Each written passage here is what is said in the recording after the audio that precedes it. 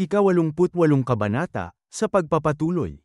Sinabi sa kanila nito na maligayang pagdating sa aming Little Miss Love Club. Hindi makapaniwalang sinabi ni Jang Hong na Little Miss Love Club. Dagdag pa niya sa isip na ito ay orihinal na isang normal na club na pinangalanang Jaemonho, na nag-aaral ng stealth at mga teknik sa stealth. Ang stealth ay sining ng paggalaw ng palihim. Karaniwang may mataas na kakayahan sa footwork ang isang master sa stealth. Sa tingin ko, halos pareho ang oras nung iniwan ko ang Chien mo. Sabi nila, isang kakaibang tao ang nagbago sa buong club mula nang siya ang naging leader. Napalagay ito ng daliri sa ilalim ng ilong na sinabi niya na hindi ba ito isang kamanghamanghang lugar para sa mga magkasintahan. Napasimangot ng mukha si Jang Hong na sinabi sa isip na malayo na ang narating ng club na ito. Sapat na ito para tuluyang mawala ang orihinal nitong layunin.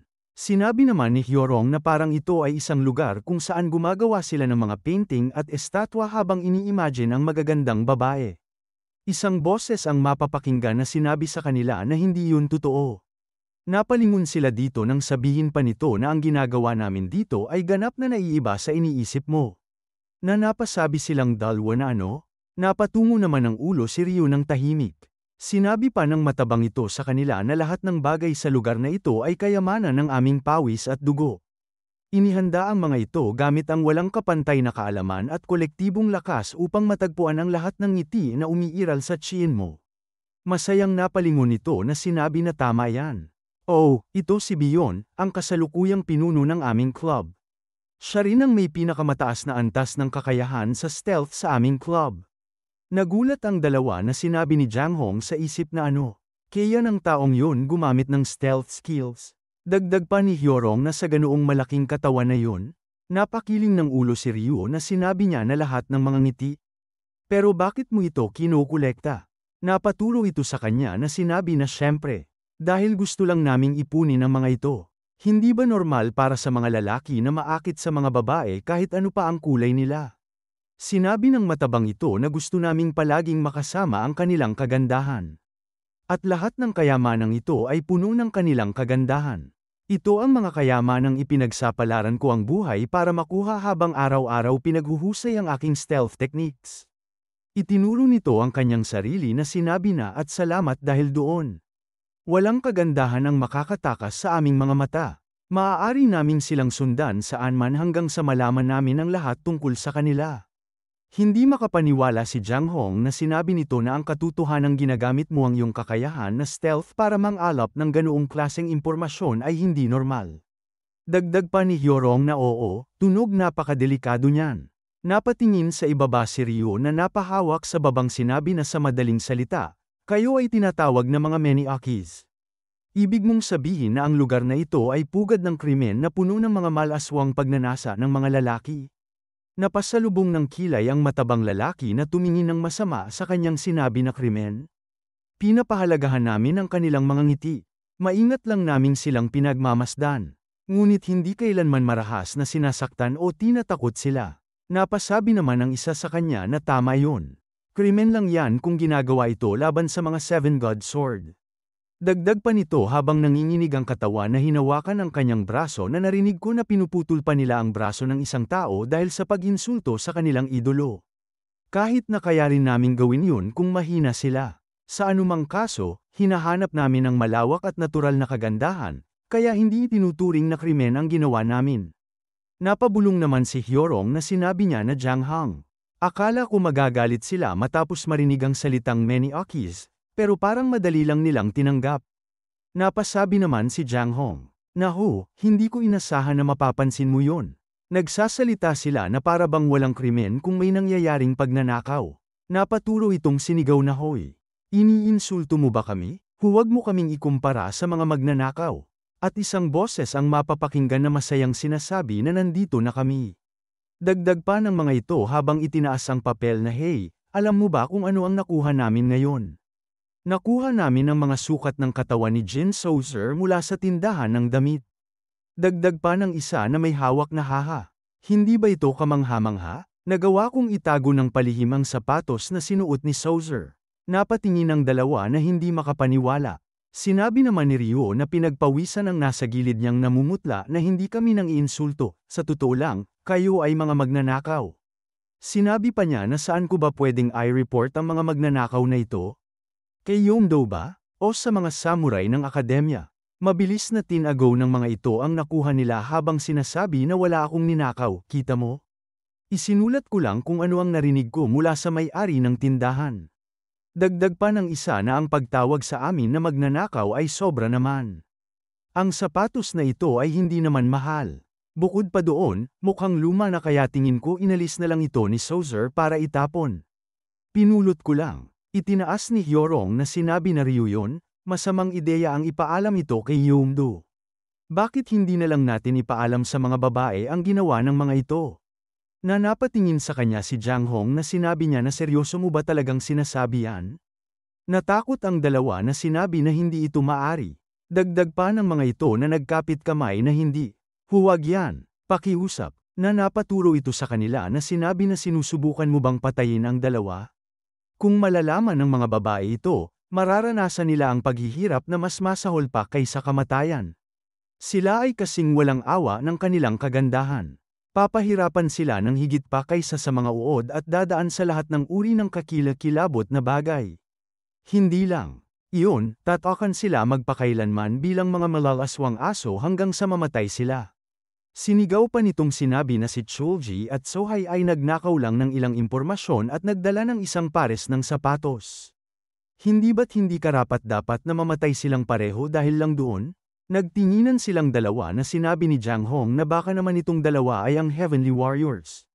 Seryoso, imposibleng may iba pang may ganoong pangalan sa Chien mo.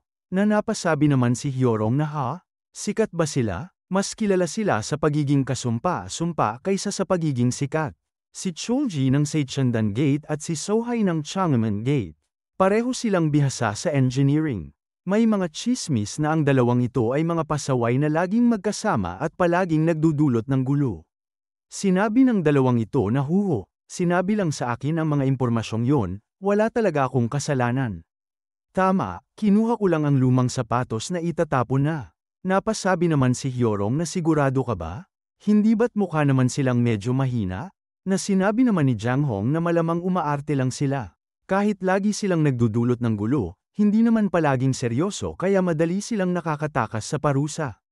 Muli na namang napaturo sa kanya na sinabi na simula pa noong inaugurasyon, akala ko malaya kayo at maiintindihan ninyo ang aming hilig, nabigo ninyo kami.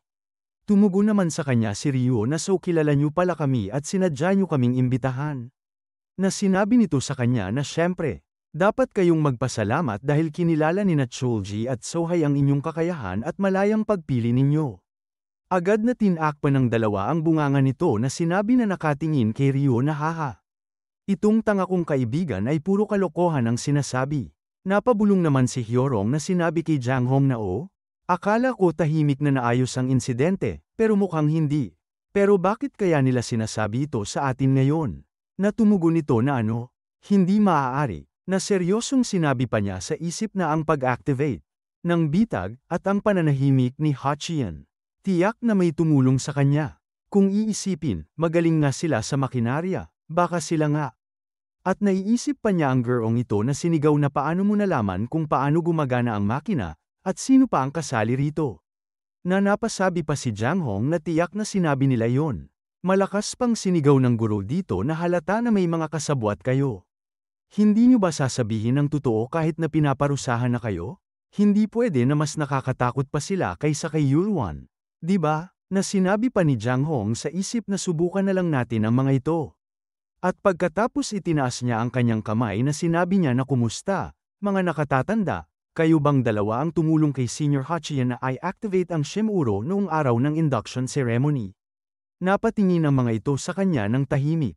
At natatarantang sinabi sa kanya ng mga ito na may nangyari bang ganyan? Dagdag pa ng isa na wala akong ideya sa sinasabi mo, at sino ba si Hachian? Napasalubong ng kilay si Jang Hong na sinabi niya na ang weird naman. Dapat malapit sina Senior Chulji at Sohai kay Hojang, kaya kilala niyo siya, di ba? Na napatingin sa kanya si Hyorong. Na sinabi naman ni Ryo na kayo pala ang naghanda ng magandang welcome gift na yon. na nagtinginan ang dalawa habang nakangiti ng tahimik. At ilang sandali pa ay unti-unting nawawala ang mga ito, na mabilis na tumatakbo habang nakangiwi ang mga bibig. Agad namang naharangan ni Ryu ang mga ito na sinabi niya na hindi niyo ba sa tingin na may dapat pa tayong pag-usapan. Nagulat ang dalawang ito sa mabilis na paghabol sa kanila ni Ryu. Sinabi naman ng matabang ito na kung wala namang kahalagahan ang pag-uusapan, pakilabas na lang. Dahil sa huli, nasa isang lugar kayo na puno ng kayamanan. Sinabi naman ni Ryu habang naglabas ng enerhiya sa kamay na wala akong pakialam. Hindi mo ba nararamdaman na kailangan mo ring sumali? Dagdag pa niya na iniisip ko ng paraan para makaligtas ang mga Meniakis na senior na ito. Paano kaya kung may ilang kondisyon? Napabulong naman si Hyorong na Tito Jiang, sa tingin ko may balak si Ryuyon na gawin ang isang bagay. Tumugon ito na at anuman yon, siguradong isang masama o malisyosong bagay. Pinagpapawisan nitong seryosong nakatingin na sinabi na kaya.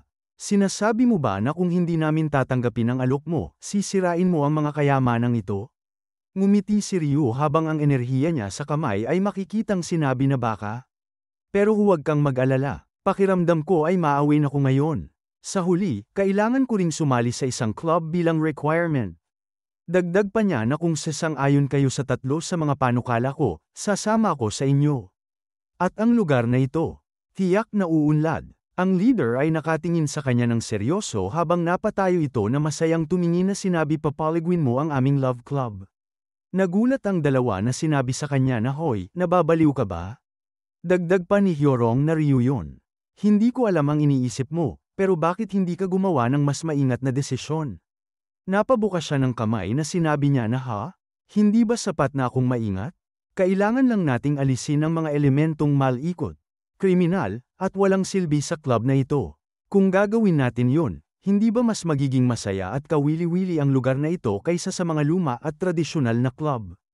Hindi makapaniwala si Jiang Hong na sinabi niya na kung aalisin mo ang tatlong pangunahing elementong yun, hindi ba mawawala na ang club na ito? Sinabi rin ni Hyorong sa kanya na pwede ba talaga yon? Itinaas niya ang kanyang kamay na may enerhiya na sinabi niya sa tingin ko, pwede? Hindi ba, ginoong manager? Dagdag pa niya habang makikita ang mga itong pinagpapawisan na kung hindi. Lahat ng tinatawag ninyong kayamanan sa loob ng club na ito ay magiging alikabok. Napalingon ng isa sa leader na sinabi na ano ang gagawin natin ngayon. Seryoso itong nakatingin na sinabi sa kanya na sige, pakikinggan ko ang mga suhestyon mo. Sige nga, ano nga ba ang tatlong suhestyon na yun? Ibinuka niya ang kamay na sinabi na mabilis at matalinong desisyon yan. Simple lang ang suhestyon ko. Una, mula ngayon, gaya ng ipinapahiwatig ng pangalan ng club, magiging isang lugar ito kung saan makakahanap ang mga estudyante ng iba't ibang impormasyon tungkol sa ibang estudyante. Ngunit, hindi tungkol sa sukat ng katawan o mga malaswang impormasyon, kundi mga kapaki-pakinabang na impormasyon. Pangalawa, simple lang rin ang suhestyon ko. Ang lugar na ito ay magbibigay ng kapaki-pakinabang na payo sa mga nagmamahalan.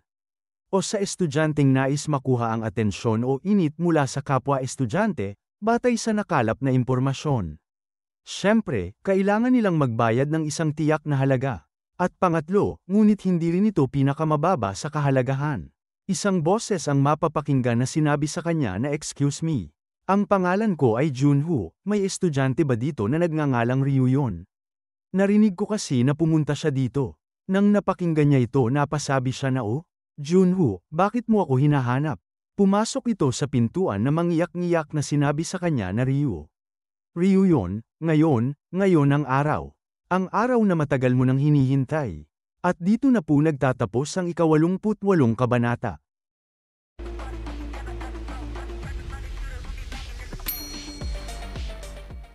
Ika-89 na kabanata. Sa pagpaptuloy, makikita ang mga kakahuyang ito na isang boses ang mapapakinggan na kaya sinabihan kayo ng mga senior nyo na dalhin si Ryuyon.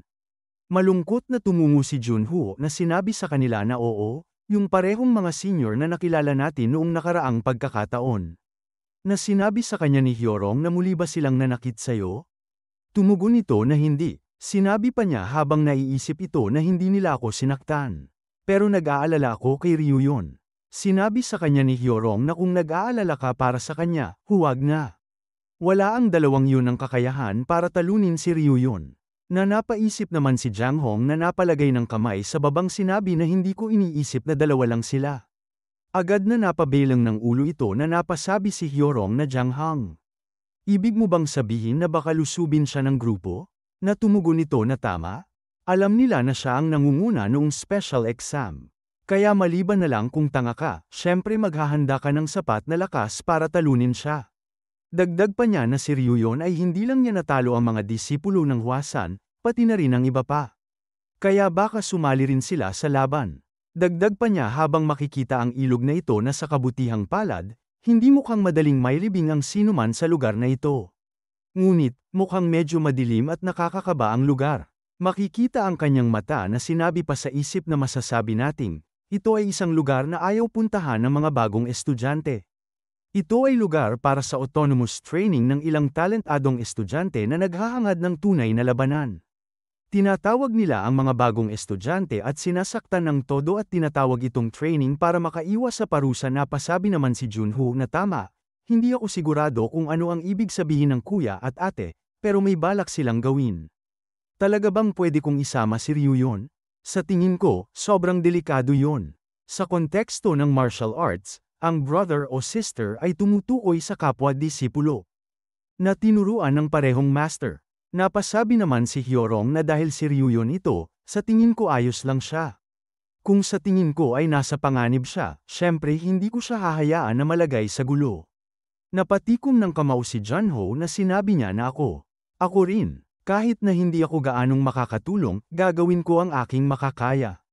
Hindi ko man magamit ang plum sword technique, pero kaya ko namang iwas-iwas ang espada kahit papaano. Na napasabi si Hyorong na magaling. Maging lakas tayo ni Ryuyon ng magkakasama. Napakamot naman sa pisngi si Jang Hong na sinabi niya na ano ang mangyayari sa ngayon. At Hyorong, sa tingin ko nagkamali ka ng iniisip. Ang dapat mong iniisip ay kung paano pigilan ng alien na yun mamaya. Napatingin si Hyorong sa kanya at sinabi na anong ibig mong sabihin, Tito Jang? Napasenyas siya ng daliri sa leeg na sinabi niya na dahil ang labanan na buhay o kamatayan ng walang paunang pahintulot mula sa akademya ay paparusahan. Sa huli, imposible naman na hindi ka dumago kung masugatan o mamatay sa isang sword technique. Naiisip pa nito ang girong ito na sinabi pa niya na pinag-iingat din tayo noong nakaraan. Na sinabi pa nito sa kanila na at kayong tatlo, patawarin ko kayo sa pagkakataong ito dahil sa sitwasyon, pero sobra na ang ginawa ninyo. Dagdag pa nito sa kanila na kayong mga bastardo. Kailangan ba talagang sirain ang lahat sa daan? Babantayan namin kayong tatlo ng mabuti sa hinaharap, kaya mag-ingat na kayo. Na tumugon silang tatlo na okay po. Na sinabi pa ni Jang Hong na kung may mamatay, mae-expel tayo. At tulad ng alam na natin, hindi ba si Ryuyon ay masyadong walang awa kaya baka siya ang pumatay sa kanila sa halip? Nagulat ang mga ito na napasabi si Junho na hoy. Hindi, si Ryuyon, hindi niya gagawin yun gaano man kalupit ang mga senior. Na napasabi si Hyorong na tama ka, kung papatayin niya sila, mae-expel tayo. Kaya kailangan natin pigilan siya bago pa niya gawin yun. Na sinabi naman ni Jang Hong na napababa ng ulo na magaling, napagpasyahan na. Bueno, nakita mo ba kung gaano kasama ang tingin niya nung umalis siya sabay sabi na kukunin niya ang kanyang sandata? At naalala niya si Ryu na mabilis na umalis habang tumatakbo ng paatras na sinabi niya na kaya kailangan ko nang kunin ng secret weapon na inihanda ko ng maaga. Na masayang sinabi pa ni Hyorong na ayos. Ryuyon, dalhin mo rin sa akin ang dalawang secret weapon na yon. Na sinabi rin ni Junho na ako rin, ang espada ko. Na sinabi naman ni Jang Hong na ayos lang ako. Hindi ko na kailangan. Balik sa kanila na sinabi ni Jang Hong na kahit panoorin mo pa ang kanyang reaksyon, hindi siya natatakot, sa halip, parang tuwang-tuwa na para siyang gagawa ng pagpatay. Naghanda pa siya ng secret weapon, baka isang bagay na gaya ng pampasabog na napasabi naman si Junho na hoy. Pampasabog, lulusab ba si Ryuyon ang digmaan? Na napapalakpak ng kamay si Hyorong na sinabi niya na Ryuyon, ang kaibigan ko, ay tunay na mapanganib na tao. Pero kahit ganoon, kaya ba natin siyang pigilan? Ipagsasapalaran ko ang buhay ko at gagawin ko ang aking makakaya para sa kaibigan ko ngayon. Bigla silang napalingon ng isang boses ang nagsalita na ano ang seryosong pinag-uusapan ninyo dyan? Dagdag pa ni Ryu sa kanila na huwag kalimutan na ako ang inanyayahan nila para sa kasiyahan na inihanda nila. Napaturo si Jang Hong na sinabi na ano, "Hoy, ano ang tinatago mo dyan?" Na napasabi rin si Hyorong na ang mga secret weapon ba na yan ay pampasabog? Ibinato ni Ryu ang espada kay Junho habang sinasabi na pwede ba akong bumili ng bagay na gaya ng pampasabog sa kiosk ng tiyen mo? Habang sinalo ito ni Junho sinabi niya na salamat. Napatingin ang dalawa dito na sinabi ni Hyorong na sa tingin ko hindi ka nakahanap ng isa pang espada para sa akin. Sinabi naman ni Ryu habang may kinukuha sa loob ng damit na espada. Ibig mong dalhin ko sa'yo ang dalawang espada. Akala ko dalawang secret weapon ko ang ibig mong sabihin, na napasabi naman si Hyorong na gaya ng inaasahan ko sa'yo. Inihanda mo ang akin bilang trump weapon, excited na akong makita ang secret weapon na yon. Dagdag pa niya na kalimutan na ang mga espada, ibigay mo na lang yun sa akin. Na nagtataka namang nakatingin lang si Jang Hong sa kanya. Isang malapad na bagay ang hinahatak niya habang sinasabi na heto. Ang tigas niya parang dragon. Nagulat ang mga ito na napasabi si Hyorong na yan ay. Nanamuti naman ang mga mata ni Jang Hong na napasabi na hoy. Pwede mo ba talagang tawaging sandata yan? Dagdag pa nito na yan ay isang walang kwentang plato lang. Hawak niya ito na sinabi niya na kahit ipinanganak ang mga ito bilang mga plato, mayroon pa rin silang sariling walang katangging potensyal, di ba? Dagdag pa niya na kung lilimitahan mo ang posibilidad batay sa kanilang hitsura, hindi mo sila magagamit.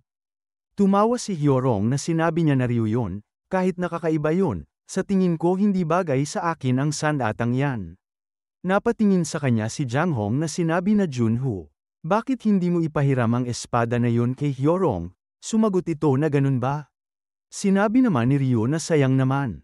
Saan tayo pupunta ngayon? Habang inaabot niya ang espada kay Hyorong sinabi nito na ang lugar na yun ay sa Osong, sa northwest entrance. Naglalakad sila na sinabi ni Junho na sa tingin ko nasa paligid nito. Lumingon sa paligid si Ryu na sinabi niya na dito ba? Siksik ang mga puno kaya mukhang medyo mahirap makipaglaban dito. Makikita ang dalawa na gumagamit ng Genium. Genium, isang paraan ng lihim na pakikipag-usap sa isang partikular na tao gamit ang panloob na chi. Na sinabi ni Hyorong sa pamamagitan nito na Jang Hong, bakit magiging mahirap kung siksik ang mga puno? Natumugon nito na paano ko malalaman. Baka mahirap itapon ang mga plato. Dama pa ito sa damuhan na sinabi pa sa kanya ni Hyorong na nandoon. Doon mismo. Na sinabi naman ni Jang Hong na oo na andoon sila. Nagpakita na sila. Sinigaw naman nito. Nabilasan na natin. Ano pang hinihintay mo? Na sinabi naman ng nasa likod nito na saan na ang junior mo. Dala niya ang tamang tao, di ba? Dagdag pa ng babae na oo. Huwag kang mag-alala tungkol doon. Sinabi pa ng mga nasa likod na sige. Dalhin niyo ang inyong junior sa ibang lugar. Kung seryosong masaktan ng hanghang na yon, magagalit si Master Taesobo. Napalingon ang babae na sinabi na oo. Kailangan natin natali ng hiwalay ang hangal na yun para hindi niya matawag ang mga guro ng walang dahilan. Dagdag pa ng lalaki na shish. Gusto ko ring sumama sa inyo. Sayang, limitado lang ito sa 2 tao. At sinabi sa kwento na tila may limitasyon na 2 tao lang ang pwedeng humamon kay Ryu yun sa bawat gate sa isang pagkakataon. Napasabi naman si Ryu na may mga limitasyon pala. Dagdag pa niya na hindi ko yata kailangan sundin ang limitasyong yun, no? Natatakot si Junho na mahinang sinabi sa kanya na Ryu yun, ako na ang bahala, huwag kang mag-alala. Pero mag-ingat ka, sobra silang malakas. Pinalalapit na niya ang mga ito habang nakangiting sinabi na nakakatakot naman no? Saka, saan kayo lahat pupunta? Tatawag ba kayo sa nanay nyo? Naiinis ang mga ito na sinabi ng lalaki na ang bastos na hanghang na to. Dagdag pa ng babae na gusto mo talagang mamatay, no? Sinigaw naman ni Junho na ang bastos ay kayo, kuya at ate. Hindi ko na ito matiis. Matagal na akong naging matiisin sa inyo. Hindi na ako magiging duwag. Habang makikita sila na tumingin si Junho kay Raya na iinis na sinabi ng mga ito na ano ang sinabi mo. Ang hangal na ito'y nabaliw na? Ano naman ang magagawa mo kung hindi mo na kaya? Na mahinang sinabi pa ni Junho sa kanya na Ryu yun. May pabor ako, tungkol kay kuya at ate. Huwag mo silang alalahanin. Mabilis itong tumakbo papalayo habang sinasabi niya na isusumbong ko kay Sabunim ang ginagawa ninyo. Mabilis namang hinabol siya ng mga ito na sinasabi na ano? Ang hangal na to. Hulihin mo siya. Bumunot naman ng espada ang mga ito habang sinasabi na dahil umabot na sa puntong ito. Kailangan nating siguraduhin na hindi na makakakilos ang hangal na ito. Dagdag pa ng isa na sige. Pahupain natin siya para hindi na niya maabot ang susunod na punto. Habang papasugod ang mga ito sa kanya, sinabi niya na susunod na punto. Halos nadismaya na ako. Pero mabuti na lang, tila may marami pa pala. Sinabi ng nasa unahan na hahayaan naming maubos ang lakas mo ngayon.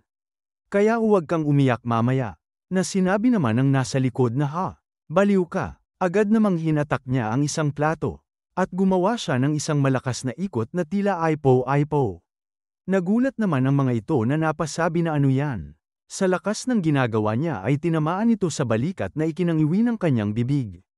Nagtangkang harangin naman ito ang umiikot na plato, ngunit naputol ito na napasigaw ng sakit na makikita ang dugo nito sa kamay. Tumakbo ang mga ito na makikita ang plato ay tumatama sa mga puno na nagawa nitong maputol. At pagkatapos bumaon ito sa dalawang puno, na napasigaw ang mga ito na ano? Napahawak naman sa baba si Ryo na napasabi na sobra ba ang puwersa na ginamit ko? Dapat sana bumalik ito sa akin, dapat sana nag-ensayo muna ako ng kaunti. Dagdag pa niya na okay sige, pwede naman akong magsimulang magpraktis ngayon, di ba? At dito na po nagtatapos ang 89 na kabanata.